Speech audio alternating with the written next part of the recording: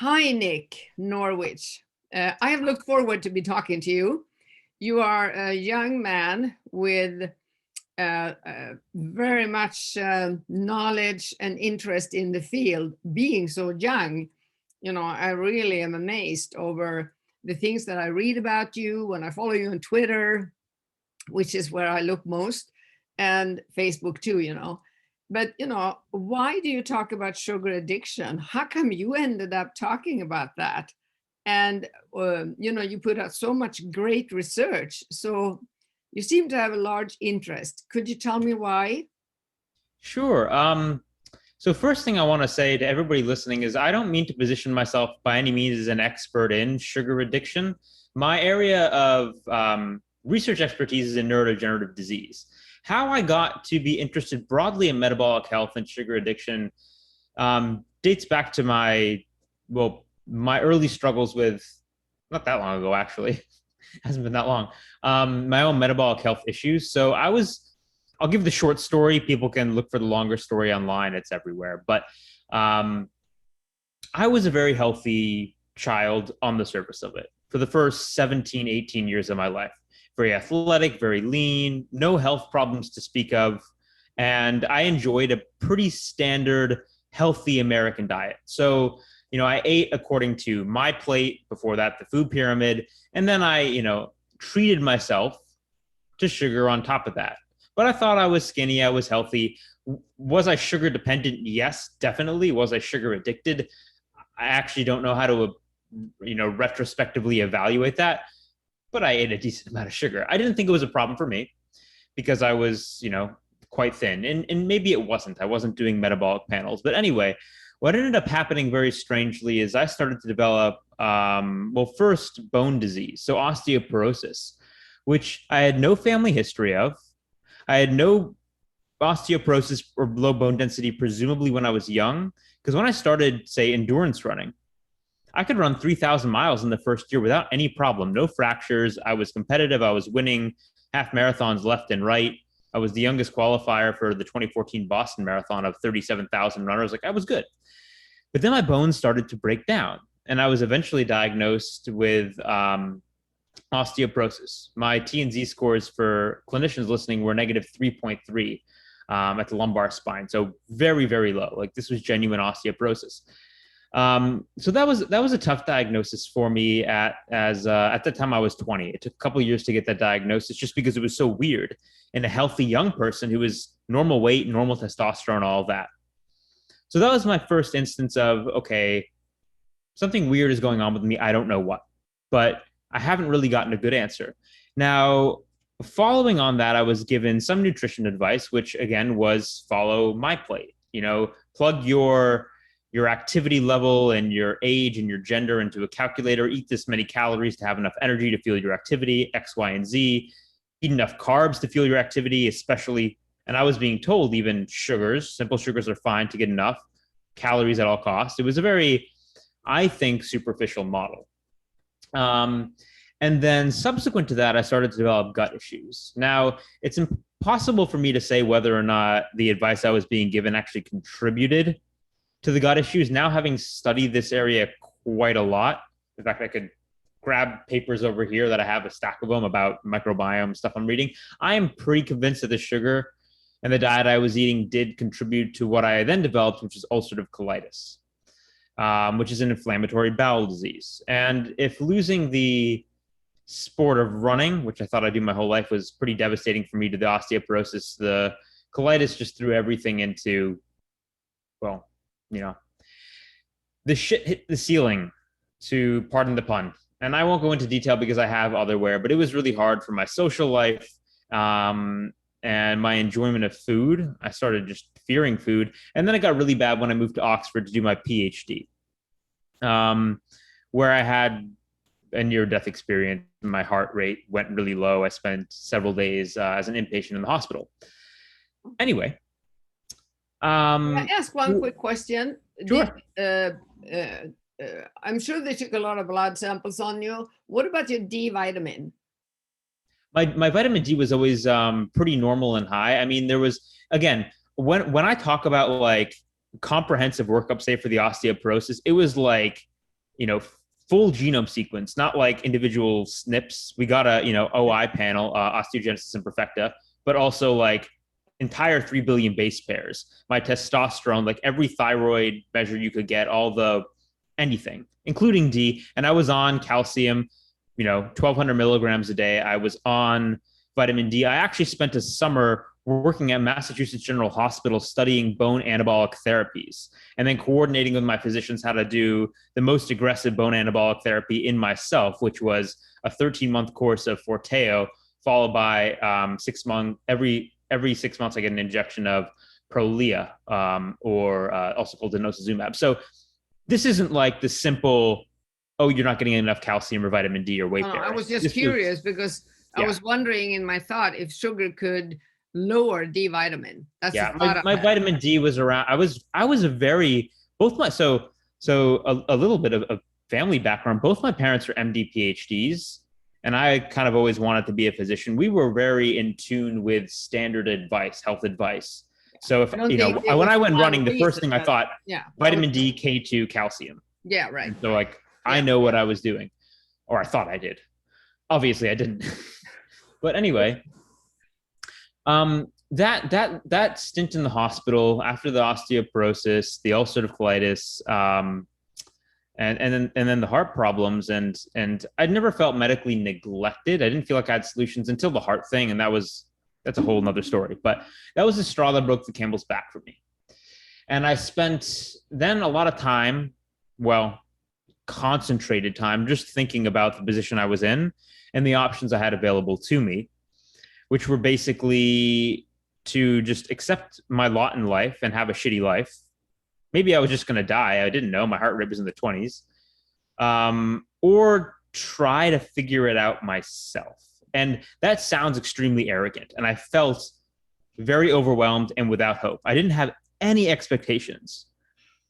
But then I was very desperate. So there wasn't really any other option. It was like, this at this point, at that time when I had the bradycardic episode, the low heart rate, and things really started to change for me. It was actually just around my 23rd birthday. It was just before my 23rd birthday. I spent my 23rd birthday like prone in my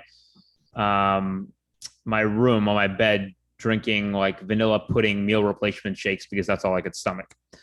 So that was my birthday cake. Anyway, I just decided to take it upon myself as a kid to just start experimenting with everything I could find in the literature and on the internet. And so I was very conventionally minded. I, thought like drugs and pill, like, the standard mindset. I didn't think that nutrition could really play a role. That said, I was experimenting with all sorts of things, be it supplements, be it meditation and yoga, mindfulness training, and all these different diets.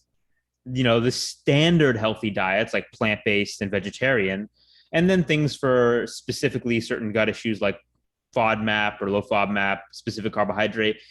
Last on my list was a sugar-free ketogenic diet, which was last on my list just because of the message you get over time. I actually read the literature and it was interesting to me, but I had internalized the message that fat was bad and you need carbohydrates. I probably could have even told you at that time that wasn't true conceptually, factually. But I think that's the interesting point, is that even if I was aware of the metabolism on a conscious level, I was aware this maybe made sense. There was something inside, something visceral, a visceral reaction to this concept of a sugar-free diet, a ketogenic diet, a high-fat, low-carb diet. And I want to talk a little bit about social perception more in this conversation, because that's something I've now spent a lot of time thinking about. But anyway, I did try it because I was desperate, and it was like this, like turn my life around in a week, really. My symptoms just went away, and my inflammation markers went down 8-fold to their lowest level ever. I progressively just came off my medications, and I have never had problems with colitis since. In fact, only when I dip out of ketosis do I have any problems with inflammation, starting with just a little bit of like blushing in my face and swelling in my knee. So I have rosacea, and I had a surgery on my knee. So those are kind of my canaries in the coal mines. Even then, right after having this amazing response, I thought I was a medical zebra, but, an oddball, so to speak. but then I started not only digging into the literature more and seeing, wow, there's actually clinical literature, a lot of it for certain diseases, like say type 2 diabetes, that was pretty astonishing to me. And then I started hearing all these anecdotes from people online about basically going through the same experience I went through. Not exactly the same experience, but I sum it up like this. And I say this over and over again, so I apologize to those for who I sound like a broken record. But the most remarkable thing about my story is not the bradycardia, the osteoporosis, the colitis. The most remarkable thing about my story is that it's not at all unique. That's what surprised me. That there's this motif of people struggling in the conventional system with a metabolic disease, be that colitis, be that diabetes, be that sugar addiction, and then trying something still considered alternative and finding, wow, this really works for me. And then becoming very passionate about it and wanting to share their experience to help inspire other people. And unfortunately, it comes off on social media as kind of evangelical. But I think for most people, it comes from a place of genuinely wanting to help others. Because, you know, once you go through the path that I went through, maybe you went through, a lot of people that are listening went through, of being hopeless, being desperate, being, you know, like, what the heck, I'll try this just because I have nothing else to try. And then it works. You're like, wow, where was this all my life? Please try this. It can help you too. Yeah. So that's how I got interested broadly in metabolic health. And now I'm dipping into everything I can. You know, my expertise is in neurodegenerative disease, but I'm working in like lipidology, osteology, pulmonary function, gut function, obviously, because I've struggled with ulcerative colitis. That's something of great interest to me. And the whole sugar addiction concept, which I'm still pretty new to, but I find fascinating. And one of the things that I think really draws me to the concept is that if you think about it as a pathology, it's kind of almost a gateway pathology to a lot of other metabolic diseases. Because if you're sugar addicted, it's going to keep you trapped in a cycle of poor metabolic health, then contributing to diabetes and obesity, metabolic syndrome, Alzheimer's, Parkinson's, whatever.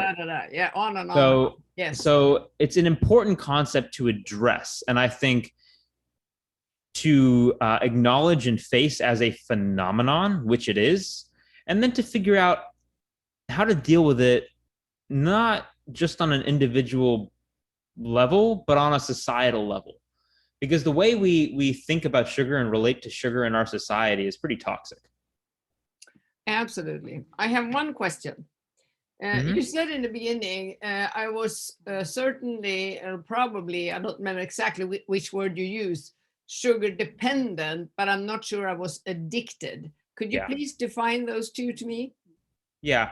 Well, that, I think the question of how to define addiction around sugar is something you could do much better than myself. I think there are criteria that have been like modified out of the AMA and ICD-10 and DSM-5, yeah. Yeah, and there's like 11 criteria that you can go through. Yeah. And I forget exactly what those were. We can list them off, or I can find them probably somewhere. Sure. They're pretty, like, when you read them, like, yeah, sugar fits basically all of these. Like, I think number 2 is craving. Yeah. And then there's like tolerance, all these things, withdrawal, that I actually do think kind of fit sugar. And also phenomenon, just like you can take animal models and cross-sensitize them with sugar to drugs of abuse, like cocaine. So you can give mice sugar and make them want cocaine more, and vice versa, or work harder for cocaine. They work on the same brain pathways, in particular the ventral tegmental to nucleus accumbens pathway, the dopaminergic pathway, which we can talk a little bit about. But the reason I said sugar dependent and not sugar addicted is just because I actually do have a lot of respect for the concept of sugar addiction and the degree to which people suffer with it, like truly suffer. And I never identified sugar as a root cause, maybe because I just didn't have any weight issues of my suffering. And so I say it out of respect, because I don't ever want to trivialize something that somebody else is going through if what I was going through wasn't at the same magnitude. just because of, that's not how I was relating to it. I was sugar dependent. I mean, like, I ate like a box of cereal every day. I finished my day with just like a bag of craisins while I was sitting in bed, which was 128 grams of sugar. Like, I had ice cream basically every day. I had a lot of sugar. Well, Like, it's interesting because you're talking about something that I would like to see it like this: dependent. If you're sugar dependent, if your body has a high insulin level because you are used to eating a lot of sugar. So if you try to cut down, you get more physiological problems, because, the body doesn't adjust from one day to another. So your body's, more used to being a high blood sugar, high insulin, da, da, da. I would think that I would call that dependent, because when it comes to addiction, addiction is not only, the physiological, psychological part, because once you understand addiction, you also see that you do have addictive thinking, feeling, urges, and actions. Your brain get hampered in its development in a certain way that also makes you being an addict, if you understand what I mean. So so I like the way you say it, dependent and addicted. That's something to look at. And I don't think that you are minimizing addiction or trivializing addiction in the way you're talking about it. It is a very serious brain illness. But I'm thinking about what you say, that it is a gateway to a lot of other illnesses. Excuse me, that's my little dog sounding like that. It's called the Chihuahua snorkel. She's on my desk. But it's a gateway to other addictions. That's my experience. I've been 35 and a half years, almost 36 years this fall in the addiction medicine field. And I can clearly see that it is a gateway to alcohol, nicotine, a lot of other drugs. So it's a gateway drug, or a gateway toxic product if you just want to keep within the metabolic system, because I'm sure you can have metabolic dysfunction severely without being addicted.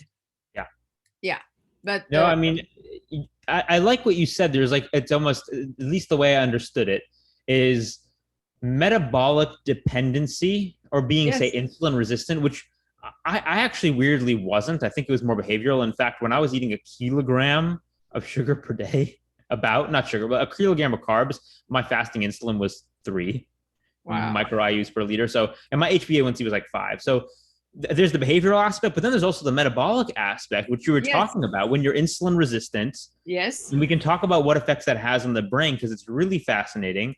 But that itself is a gateway to then more developed sugar addiction. So there's a spectrum of sorts, and you maybe go through phases. Absolutely. And so, like, I think, if we were to do, an assessment to see if somebody is addicted or not, we could see the picture you are painted, and that it would not be addiction according to ICD 10 and DSM-5 criteria, but it would be harmful use. And that can be severe enough.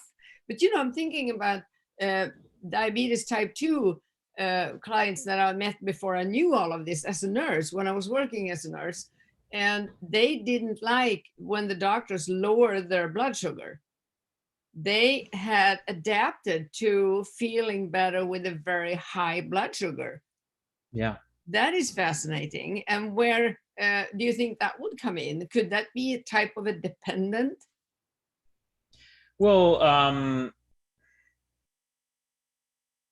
that's a complicated question without thinking about the specifics of it. I do think, let's put it this way, that insulin resistance will contribute to a dependency on carbohydrates as a source of fuel, because you won't be able to readily use fat as well. And then there are also changes in the brain in terms of how insulin resistance can affect feeding behavior.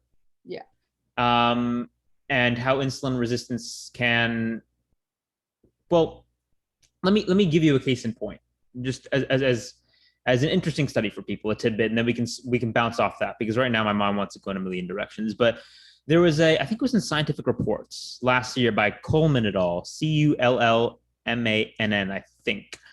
But what they did was a really interesting study. It was a 9-year study, in which it was a prospective study. They measured insulin sensitivity specifically in the brain's hypothalamus, Okay. which controls the body's hormonal systems. Yes. And then they measured how much weight people lost at 24 months of a lifestyle intervention and then at 9 years. And they found that people who at baseline had insulin resistance in the brain gained the weight back at 24 months and 9 years. Now, that alone is kind of interesting because it's long-term data. But the more interesting thing to me was that even when you corrected for BMI, they preferentially gained the weight back as visceral fat when you corrected for BMI. So, no one paper tells the full story, but what I'm trying to get at with this is what it indicates in the context of other literature, including, experimental literature and animal models, is that the brain, the seat of addiction and even insulin resistance just in the brain, it controls the body's hormonal systems and how you partition fuel, including sugar, how you deal with it. So it's very interesting that even, like say we apply thermodynamics and there's a, E in minus E out difference, you have a delta E, then your brain's insulin resistance is saying, oh, actually, if you're insulin resistant, I want to put this in the unhealthy visceral fat rather than being adaptive and putting it in a better place, be it subcutaneous, be it lean muscle mass. So I think it's definitely a vicious cycle, but there are top-down aspects that originate in the brain, both behaviorally and metabolically, and these two things are interlinked. And there's just like so many ridiculously cool feedback loops. I mean, if you want to talk bottom up from, say, the gut and what we eat, I was just reading a paper the other day. In fact, I have it. It's one of the ones on my desk. I can't pronounce the last name. It's super long. It's like Konstantielowicz. I'm partially dyslexic. I'm not going to try. But it's hypothalamic bile acid TGR5 signaling protects from obesity. And what they show in this paper is the bile acids. The bile acids that we think of as cholesterol-derived molecules made in our liver to digest fat, just to digest fat in our gut, they can go into the brain, into the hypothalamus, change insulin sensitivity, change eating behavior, change energy expenditure, change thermogenesis, and change body composition. Like, it's crazy how these things are interwoven. And when you start to think about the foods we eat, this just now big picture, as affecting our body like that, you realize what a hard science, what a strong science metabolic medicine is. And I guess that's really, big picture, how I've come to shift my thinking from where I was before I went through everything, where I thought food is medicine, it's kind of fluffy, it's just what we eat, like food is food, energy in, energy out, I'm skinny, I'm healthy, to like, wow, like, oh, I'm reading bile acids can affect insulin sensitivity by going to your brain, like what? And so anyway, now I'm just riffing a little bit. I just think this stuff is so complex and amazing. And I've tangented too much. I've tangented too much, but where were we? Bring me back on top. I love your brain, how it associates and works, and you jump here and there, but you connect the dots. And one of the things that you have been frustrating to me through all these years working with that is that science and specialities within my home turf medicine is very much bubbles that do not connect with each other. So people in the food addiction, sugar addiction field have not until very recently learned about metabolic dysfunction, insulin, home IR, all these things that we start looking at now, microbiome, neurotransmitter balance, blah, blah, blah, blah, biochemical part. Addiction has been a turf where everything was psychosocial, only psychosocial.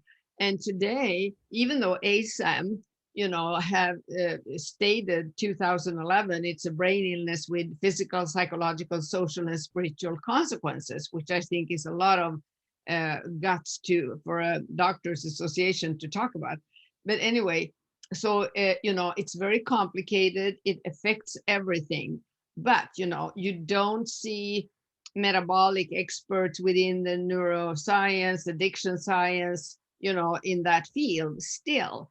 And the same thing, if we turn it around, People that work with metabolic health, when I came into the low carb movement in Sweden, they told me we cure sugar addiction if we only stabilize their blood sugar. And I go, oh, about diet. I mean, they knew nothing. They didn't understand the impact of addiction on a human being, on Yeah. all aspects of that human's life.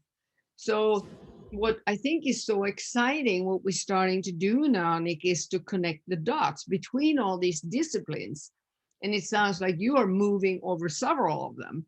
Yeah. Well, I mean, Because it is complex. And I used to joke and say to you, everything affects everything. Didn't you know that?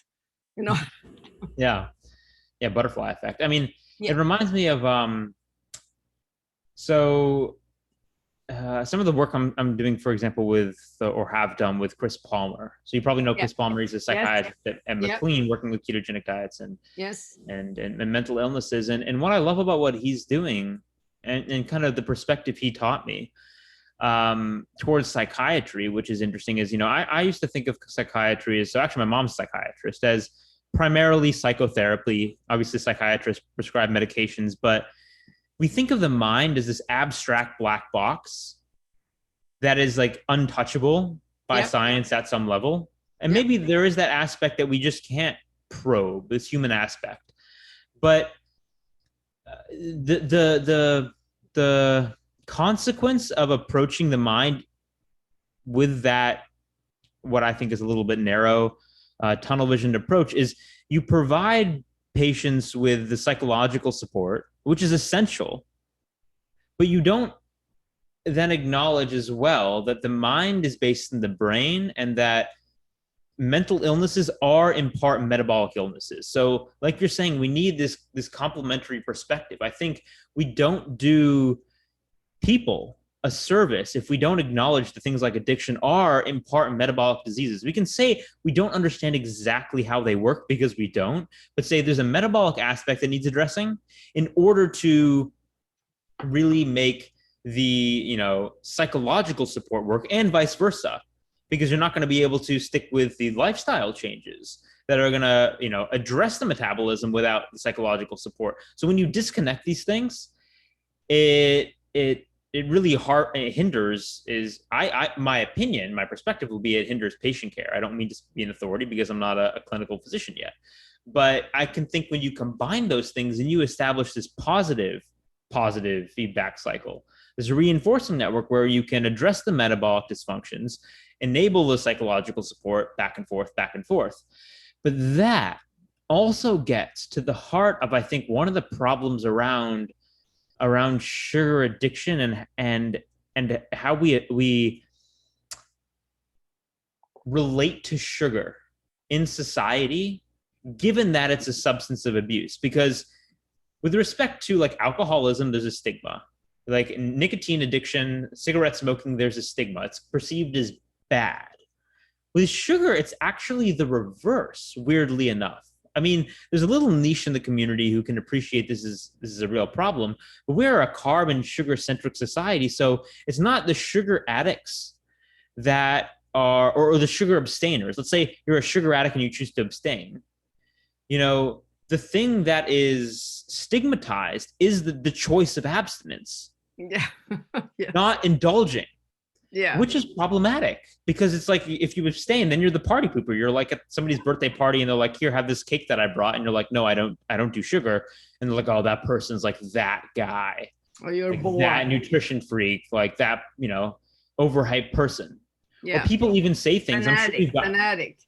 Right. Or people say things that are like these judgmental things that I think they mean well. I don't think it's coming from a place of negative intent. But if you say like, I just don't eat sweets, none, no artificial sweeteners, nothing, it's like, oh my God, like you're so strong. Like I can't imagine living with life without cake. Like it just makes my life so happy. And that really makes me think about how we relate, and also this disconnect, this confusion that we have about cravings and addiction and wanting versus liking.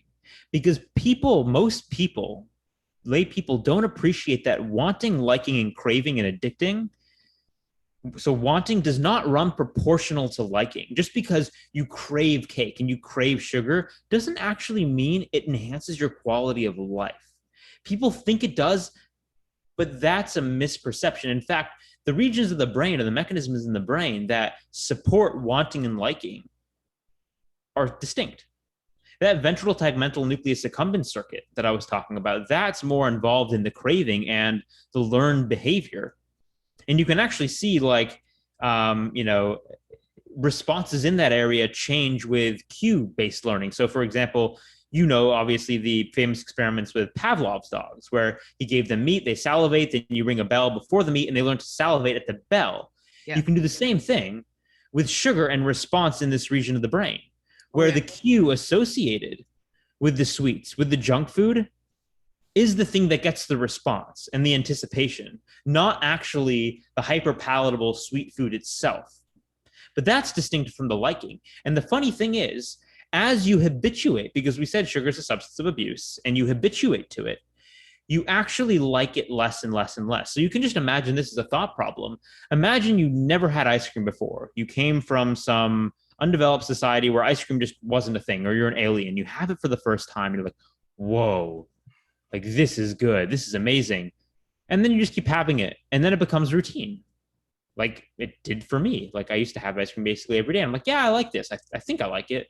And it became a dependence, but I didn't really like it. I had habituated to it. Like you habituate to everything. Like if an AC unit goes on in the background, you notice it, but after a while, you stop noticing it. It's the same thing with sweets. And so I think most people are attached and habituated to sugar, but aren't really enjoying it, such that they're shackled. You can imagine that they're shackled to a sugar craving. Yeah. And they're imagining, when they say, I can't imagine a life without sugar, they're imagining a life without sugar as being deprivation rather than it being liberation. Yeah, from cleaving that chain and actually not even wanting that thing in the first place, which presumably you'd want not to want since it's harmful. That's kind of where I'm at with that. And it's interesting. And it's also notable, and this is, I'll be quiet for a minute after I say this, that when you do abstain from sugar, like processed sugar, for a while, you sensitize or dehabituate. Sensitize in this context can mean a bunch of different things, but such that you enjoy simple foods a lot more. So as an example for myself, like I used to just, I could eat a tub of cream cheese frosting. Like I just, nothing was too sweet. And now it's like, I enjoy a few wild blueberries or like 2 frozen cherries or even scallops or shellfish. Like I can taste the little bits of sugar in that. I actually enjoy that a lot. I get a lot of pleasure out of it. What about more so than I did of ice cream, which is weird. Like, I think of scallops as sweet now versus like before ice cream was sweet and a banana was just like neutral. It's crazy. Yeah. How you I know. Shift. Yeah. I think onions is sweet. Yeah. Yeah. So, if you've said that to me before when I was active, I would have laughed at you. Are you kidding? It's not. So yeah, exactly. And that is a fact too, that we see that is complicating the treatment, that cue-induced craving in our society, where you're exposed constantly all the time, is a big problem for, people with this illness. They have to fight it. It takes a lot of energy to fight that. But I wanted to go back to what we talked about, this all these bubbles and how difficult it is to connect the dots between different disciplines and all that. I used to say that everybody is, understand the terminology psychosomatic. If you ask people about that, I can have a headache when I'm stressed and so forth. But, the somatopsychic is much more difficult to understand. And I think that's a terminology we need to start including in this concept today when we work with people, that it could be both ways and all of them. So all 4, so to speak, that somatopsychic is when your body is totally biochemically unbalanced, that you can feel very depressed. Although my experience is that most people have extremely low energy because of the metabolic dysfunction, and they confuse that with depression. So if you ask them, are you really depressed, or do you think that you might have very low energy, and they said, yeah, I don't have any energy, so nothing is fun because Yeah. I have no energy to do stuff. So the somatopsychic is a concept I think that we need to talk about, and you've touched on that many times during our conversation right now. If this happens, this happens. So what do you think about, how do you view that? I think I love that flipping of the terminology, because you're right. It's a bi-directional relationship between your mind and your body, and then your body, your soma, back to your mind, your psychic. And there's so many examples of that in the literature. I just mentioned that one paper I was reading on the TGR5. Yeah. Like, what you eat and the bile acids affect your brain insulin sensitivity, presumably Yeah. it affects mood Amazing. as well. Yeah. And then there's, we know that inflammation is associated with various, altered mental states, including depression and things like PTSD. And in fact, I think they've done analyses where they've looked at polymorphisms in like the CRP gene and found them linked to PTSD, which suggests a causal relationship between inflammation and like post-traumatic stress disorder and various mental conditions. Of course. Yeah. And so, yeah, it is hard to disentangle, because when it does come to psychology and psychiatry, these labels we put on things, or even neurodegenerative diseases, like we put a label on Alzheimer's disease and we've like, this is a thing that is separate than this other thing, Parkinson's disease. But in the truth, it's like a really messy super meta Venn diagram. Yeah. The pathologies are very overlapping. And so when we put a label on a condition, we do miss a little bit of the nuance and what it's related to. And I think the important thing is that because these things are interlocking, and because they all have at their core, well, a lot of them, metabolic dysfunctions, the solution is similar. And when it comes down to the individual case, does it really matter if I tell you your, X condition is better because we altered kynurenine, steel, and rebalanced GABA and glutamate? If you're feeling better, you're feeling better. I can speculate, but in the end, that's just academic fun that I can have. Yeah. So I think there's, enough compelling stories, and I never would have ever said that years ago. I would have said, damn it, show me the RCTs, otherwise I'm going to look the other way. But quite honestly, I can't unsee the kind of things I've seen. So, and you've seen even more than me. You can't ignore these stories to the point that it's like, it's worth a try. And honestly, my advocacy right now only comes down to that, because I suffered for so long, and so many people suffered for so long without anybody even saying that, like, say a ketogenic diet was an option. They didn't say you had to do it. Like, why did I see dozens of doctors before like this became an option? Why didn't somebody just say at the beginning, oh, maybe, we don't have a lot of data on this, but I see you're suffering. How hard could a 2-week trial be with this? It could change your life. So why not? That's where I am with that. I just think it needs to be talked about more, and these relationships talked about more as genuine things. And unfortunately, medicine has, and physicians really have their hands tied with what I feel they think they can recommend as standard practice, that it needs to go through all these series of and dietitians too. Before, these series of check marks and levels of examination in the literature and validation before it can be even proposed at an individual level. And I agree that we need a bunch. I was actually having a conversation with somebody yesterday about this. I agree, before things can be standard of care, before, say, a ketogenic diet can be standard of care for any condition, I don't care what it is, any condition, I want to see RCTs.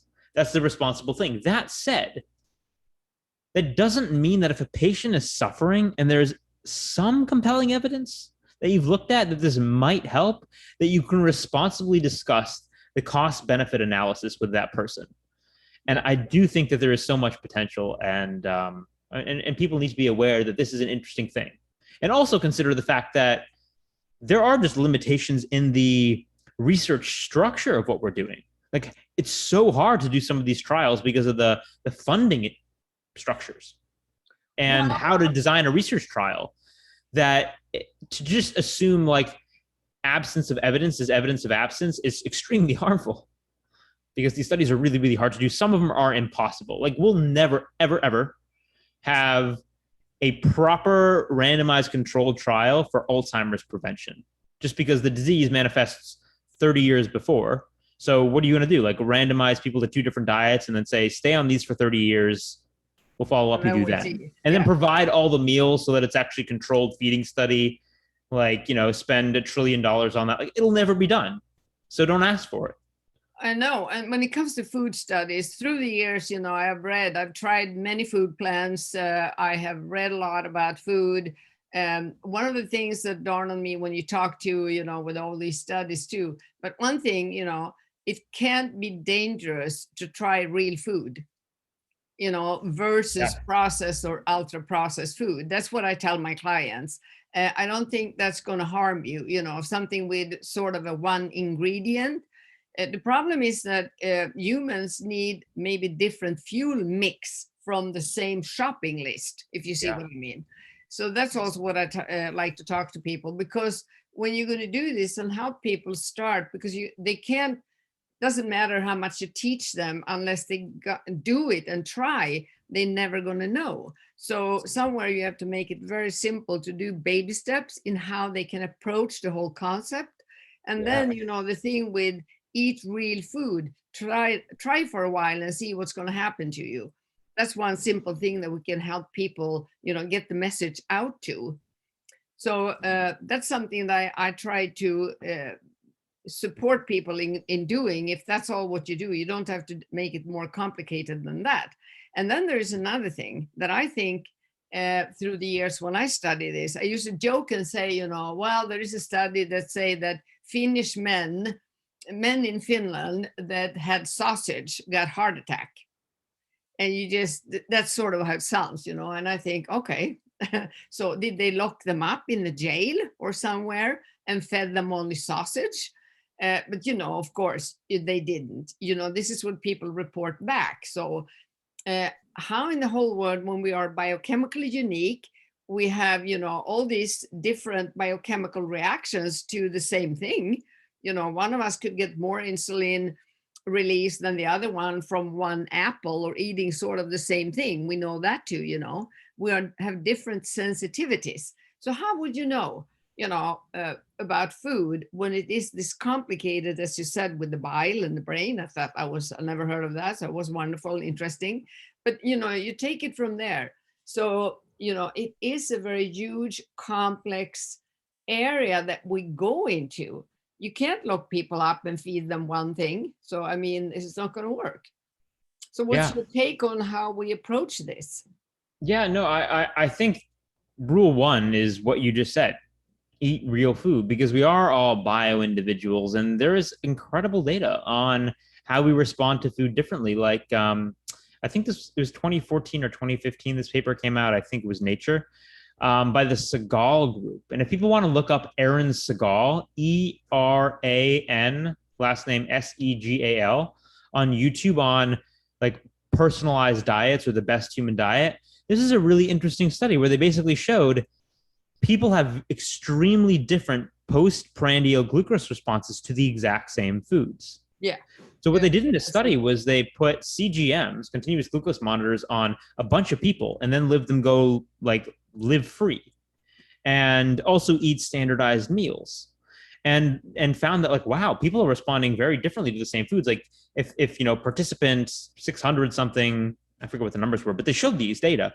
I'm giving you a real example of a banana and a cookie, where one person eats a banana and a cookie and the banana spikes their blood sugar and the cookie doesn't.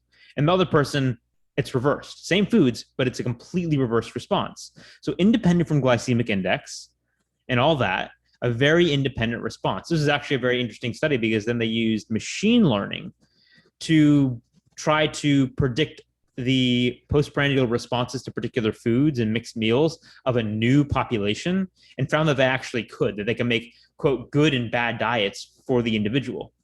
So it's a really interesting, I think, there's a TED talk on YouTube or something. Are you familiar with Joseph Kraft? Are you familiar with Joseph Kraft? Yeah. So, I mean, he did similar. Yeah, he did similar research.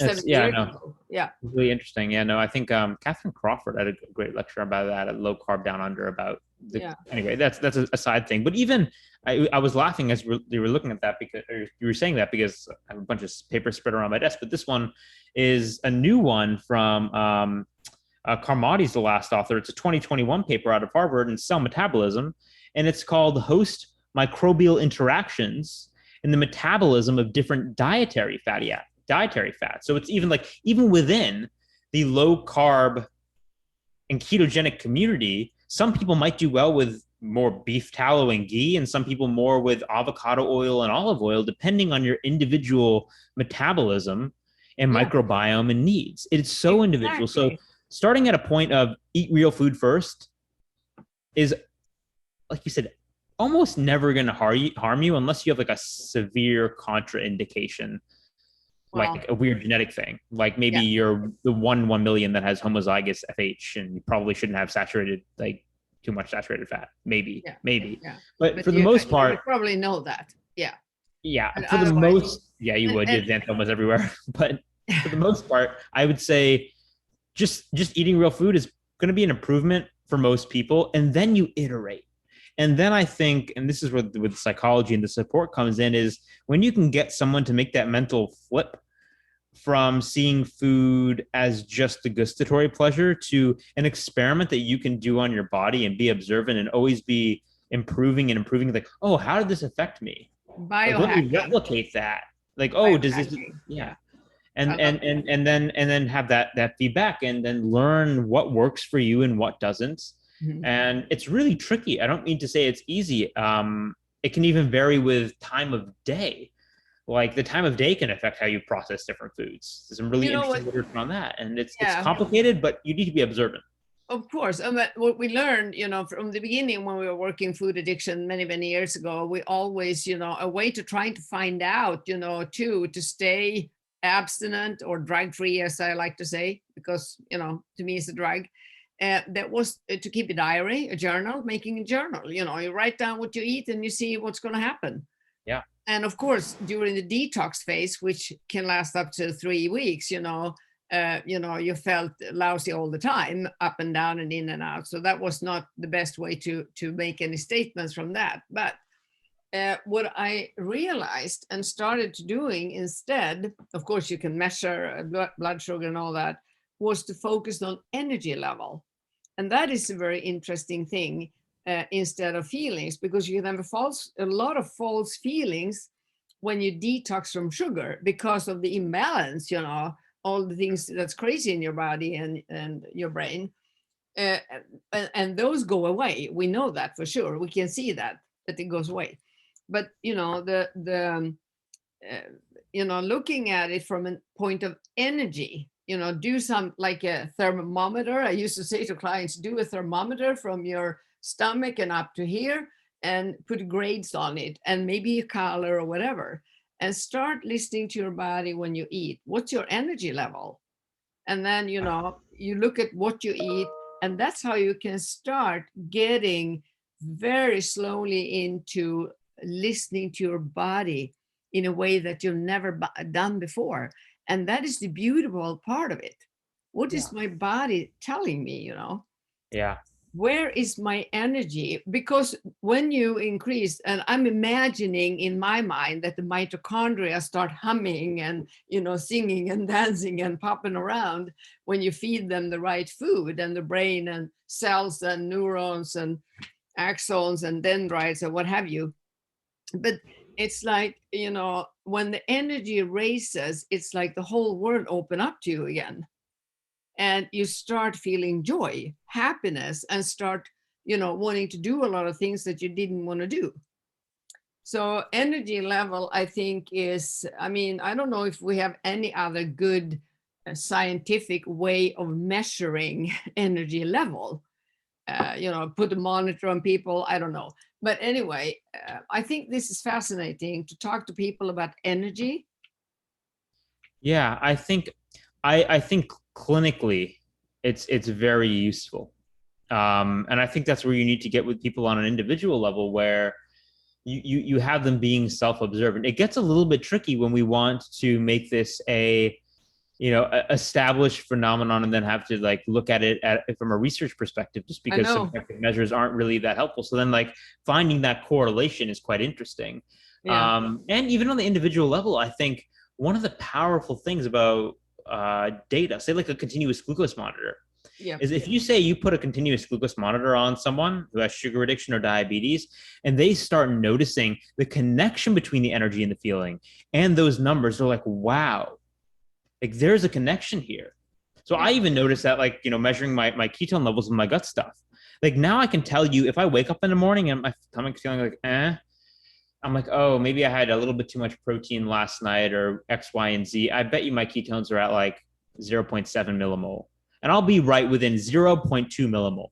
I can now tell you like where my ketones are running within 0.2 millimole based on how I'm feeling. Yes. That's Yeah. weird. And I've seen that with other people too, Yeah. where No, it's I like, and I know. know where my blood sugar is now just because I know that feeling. Yeah. And it's Yeah. pretty cool when you make that connection. So I love Yeah. the biofeedback. This is where I want us to go, to help people to see this. Yeah. Because the people, you have to start working with the energy for them, because that's what they complain about. Yeah. That's the real fact that, I feel drained on all levels in my life. Nothing is fun. Yeah. I have no energy. So, helping them to start that. And I'm a clinician, Yeah.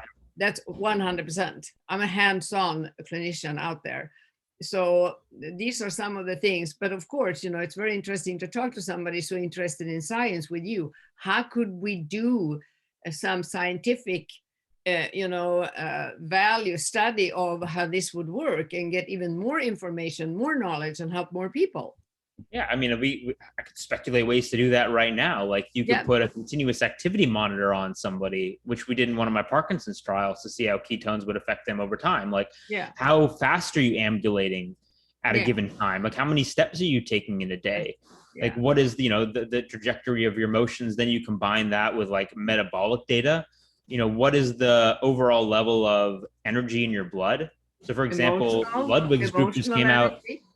Yeah, Ludwig's group just came out with another study supporting their carbohydrate insulin model. So they had predicted that one of the things maybe driving you to eat is energy depletion in the blood 3 to 5 hours after having a high sugar meal. And they showed that. They quantified the amount of fatty acids, Yes, and that's what I've ketones, seen. Yeah. and glucose, and it went down, and then people feel Yes. hungry and they want to eat again. Yes. The issue is, and I want to ask your clinical perspective on this, is because if you just take the average Joe on the street and they're having, the 2 o'clock afternoon, lull in energy, what are they going to do to pick their energy up?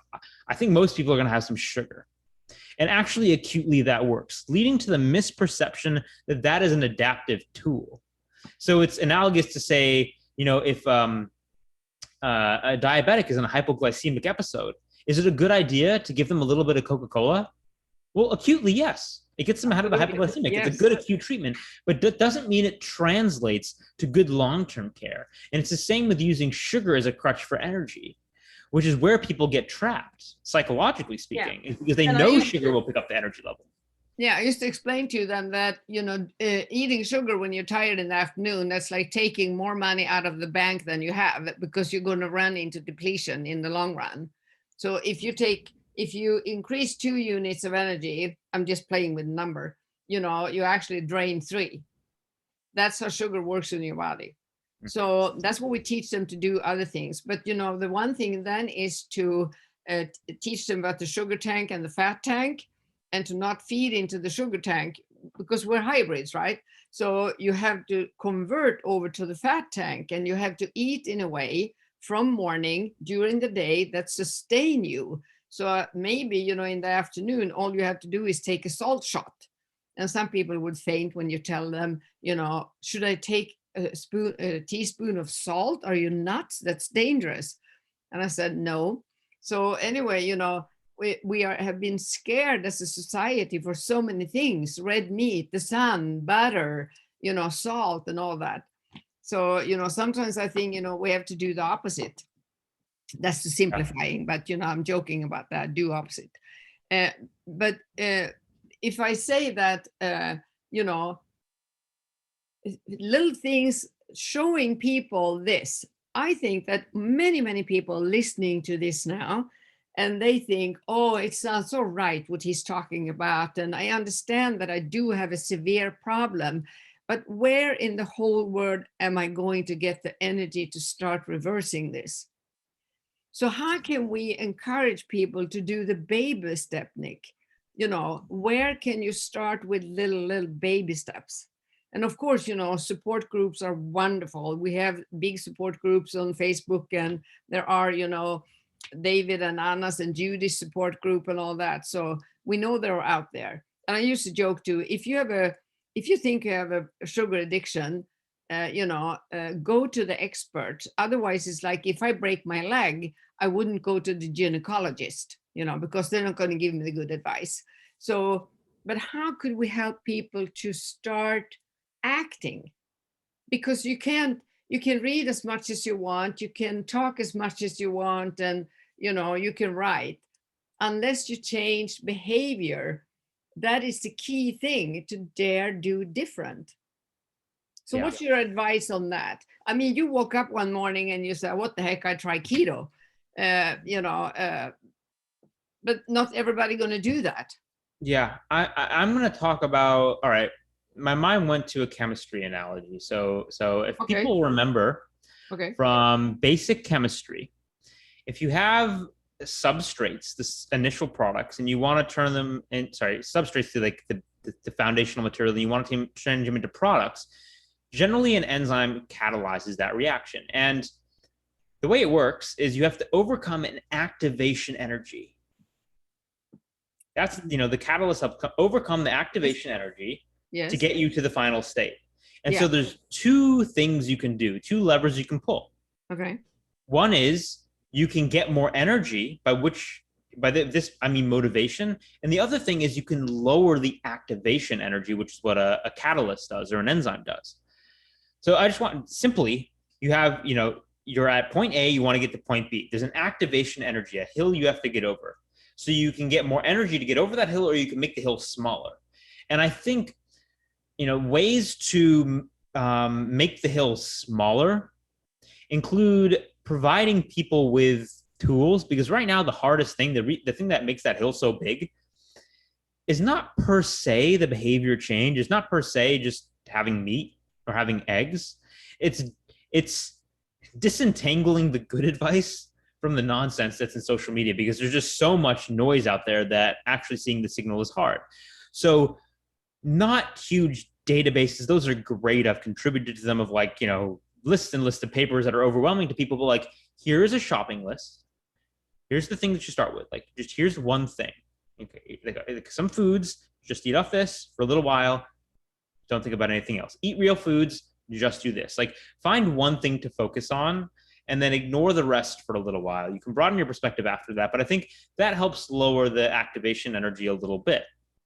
And then complementarily, the things that rise the energy, not necessarily your somatic energy, but your psychological energy, which then leads to the somatic and back,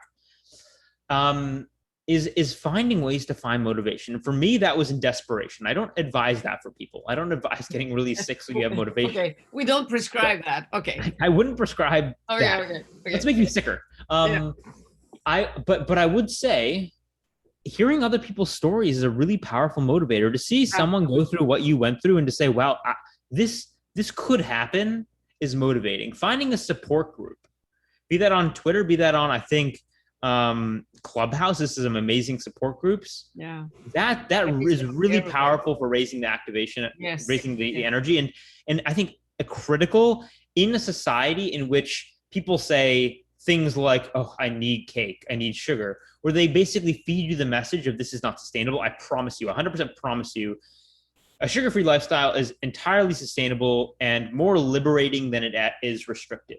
If you have a sugar addiction, I'm very confident in that statement. There are caveats around it, but I am confident. 100%. Yeah, I agree. And so to hear that message over and over again, which you need to really internalize it, is very important. And that's why I think a support group is so important, so that you believe you can do it. Because, you know, you've heard that quote, whether you believe you can or you can't, you're right. Yeah. So you got to get to that point where you believe you can. Fake it until you make it is something we used to say. Yeah. Yeah, I know. I mean, it's you have to, as if. And you'll get there. already. You have to practice being the person you want to be before you can Exactly. become that person, including metabolically. Yeah. And then I think part of the thing along the journey of getting over that hill is being reflective and monitoring. Like, if you imagine you're biking up the hill, it's like looking at your feet and seeing each revolution as progress. Yeah. But you can see that in each day when you do, like what you said, journal. Like, is my energy better today? Or what did I learn today? Maybe I actually had a bad day. And maybe I had some sugar. Or I went out and now I feel crappy. Use that as progress. Learn from that. Exactly. Be like, I noticed that I'm feeling crappy. And so I'm not going to do this again. I'm going to learn from this experience. And hopefully you'll make fewer mistakes along the way. And we all continue to make mistakes. I definitely do. I assume you do every now and then. Yes, absolutely. God, and we say progression, not perfection.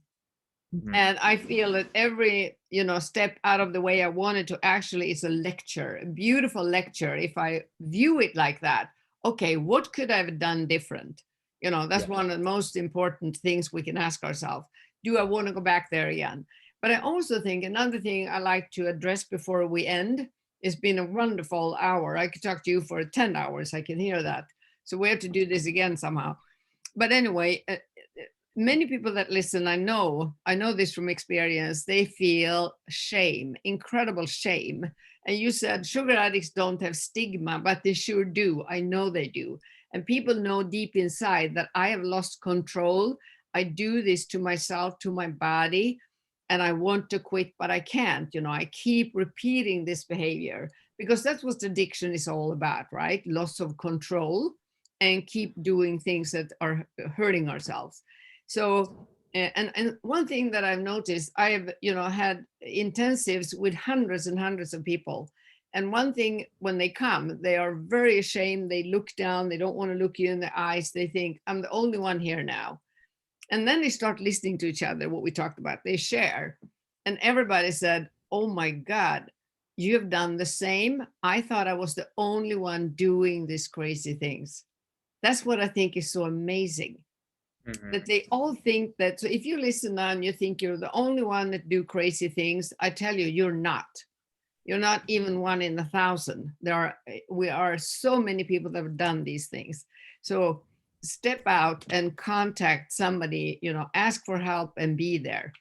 And, listening to people like you, it gives me so much hope. You're the next generation. You're going to carry the torch now. It's yours. I'm going to retire soon. It's your torch, Nick. Yeah, thanks. Yeah, let me get through med school first and then see where I'm at. I have to spend a lot of time. Like I very highly respect some of the people that I'm going to be learning from, but I've already been in some situations where certain advice is thrown up and I must bite my tongue off. Like I apologize if the person probably won't hear this, but if they do, I apologize. I'm not trying to be disrespectful, but I almost bit my tongue off when they put up the My Plate. Like, a food pyramid in My Plate. The fact that we're still pushing that, it hurts me because I feel like it's hurting people. And I have a very particular perspective and background, but I do have alternatives. And so it'll be interesting to see how I can, I have to say, if just speaking reflectively and about picking up this torch, so to speak, it's a very weird place to be in for me as a young person who I don't feel overly arrogant about my perspective. That said, I do feel like I have a decent amount of knowledge. I mean, I'm a PhD and I work with people around this, and yet perception matters. And being a young person, being 25, going into medical school, it's this very interesting chess game where to be effective, I have to hold back. Because if I push forward and I'm assertive and I can have an assertive personality, then what's going to happen? I'm going to look like an arrogant jerk and I'm going to be shut down and then I'm going to be less effective. Very lonely. So it's interesting. And people who have tracked my Twitter presence over, I started tweeting like in July, can probably even see how it's changed, how the way I communicate has changed, because right now I have to be a little bit held back. And anyway, it's an interesting thing, this chess game, and figuring out really how to play it, because I see people a lot of times saying the thing on social media that is cathartic but not productive. And I have that urge too. And so I guess this is a call to action to not per se the sugar addicts, let's say the keto enthusiasts. Or just because this has been on the top of my mind, the people that get really tribal on social media is that, you know, I respect your opinion. A lot of the time I might share it, but some of the ways people, including physicians, phrase things online gets a lot of clicks because sensational things get clicks. It's going to build a following. In the scheme of things, I'm perceiving more and more that it's harmful to the overall movement, that it discredits it. So I'm working on this, and I'm by no means an expert, but just because this is on my mind, I want people to really think about how they articulate themselves, and whether or not what they're saying is cathartic or productive for this space, and whether or not the right person to make that message. Sometimes I have very strong opinions, and I want to put data places, and I realize, I don't always realize, but sometimes I realize I'm just not the right person to carry that message. Who is? Anyway, that's another tangent, but sometimes I just let my mind wander. I thought it was an important thing to say. I loved it. Thank you very much. And I do agree with you. And I think that sometimes, I can be fierce and a little bit pushy, but I also feel that I build what I do on thousands of clients and try to be their voice. I don't go into specifics on science or argue this side or this side. I leave that to other people. Well, that's what I'm saying is we have our positions on the chessboard to play. Exactly, you have the clinical experience. Yeah. I don't. So it will be inappropriate for me to go talk to a psychiatrist and say, listen, sugar addiction is a thing. You should put this, psychiatric patient on a ketogenic diet. Yeah. No, even if it's correct. Say it was correct. Right. I am really the wrong person to say that. No, you I might be the right wouldn't do that. person. I wouldn't do that either. I could just recommend it to the client. I work with the client, down here. So, but I do say that sugar addiction is real. Sugar addiction exists. That's my message, for the people suffer, because I know what they've done to thousands of people for almost 28 years, how they have been freed because they understood that I'm not nuts, I'm not crazy, I'm not stupid, I'm not, have no lack of willpower. It's nothing about that. It's something going on in my body and it is real and I can do something about it. So that's the message I like to give to people. So if you listen to this and you feel, that I might be having this problem, please reach out to Hound. We are many out here that can help you. So thank you very much. And I will get back to you with a question. You can think about it, but I would like for you to lecture for my students this fall. All right. All right. All right. We can talk about it. We'll have to figure out the specifics. Yeah. And where I'll be and what time.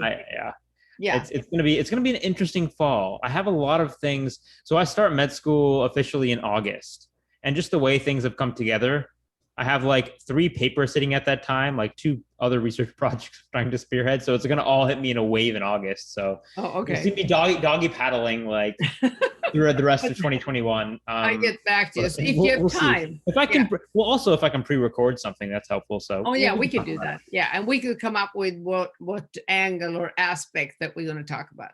Perfect. So I like to say thank you very much for now. Have a good day. Thanks for the conversation. Yeah, thank you. Bye-bye.